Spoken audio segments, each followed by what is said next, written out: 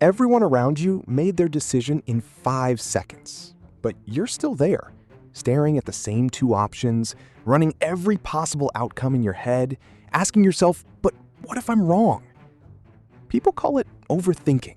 They say, just decide, like it's that easy. But here's what they don't understand. Your brain isn't broken. It's actually doing something most people can't. Today, we're getting into the real psychology behind why overthinkers think the way they do, and why, despite all that mental chaos, they're usually the ones who end up with zero regrets. A chronic overthinker isn't just someone who thinks a lot. They're someone whose brain refuses to accept good enough. You know the feeling. You're choosing between two jobs, so you make a pros and cons list. Then you make a second list because the first one felt incomplete. Then you look up Reddit threads from people who made the same decision 5 years ago. Then you go to sleep and replay the whole thing at 2 a.m. Or maybe it's smaller. Someone gave you a one-word reply to your text, and now you're analyzing their tone, their punctuation, what they meant by that period.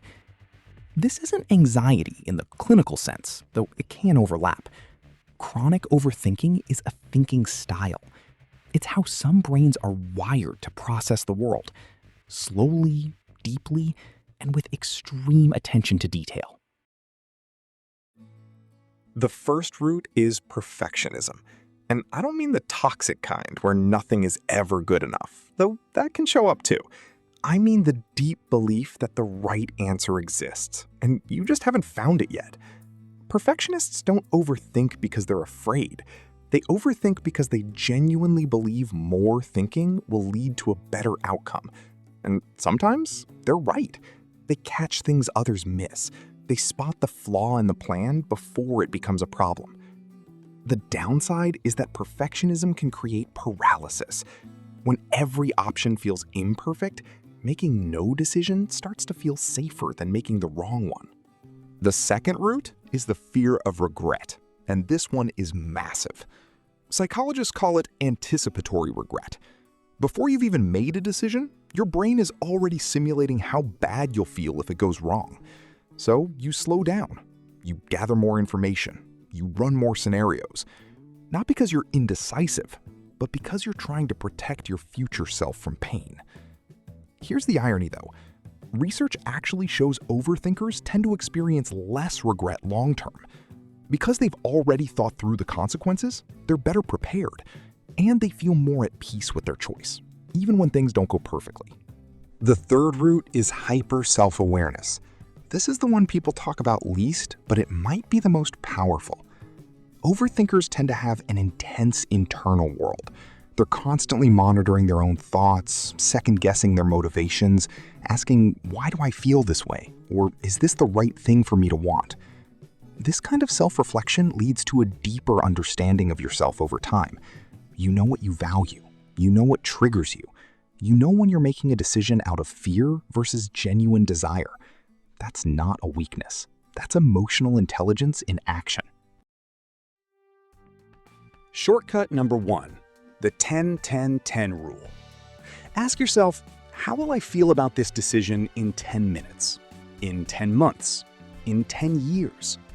Most decisions that feel huge right now will barely register in a decade.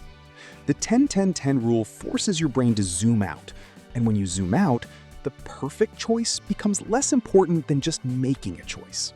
Shortcut number 2, set a decision deadline. Give yourself a hard stop, not I'll decide when I feel ready, because, spoiler, that moment never comes. Set a specific time. I'm deciding by Thursday at 6 p.m. Write it down. Your brain does something interesting when a real deadline exists. It stops searching for the perfect answer and starts evaluating what you actually know. Deadlines don't cut corners, they cut the noise. Shortcut number 3, trust your first instinct, but verify it. Overthinkers often dismiss their gut feeling because it seems too fast. But your instincts are made of years of experience your conscious mind hasn't fully cataloged yet. Here's the balance. Notice your first instinct.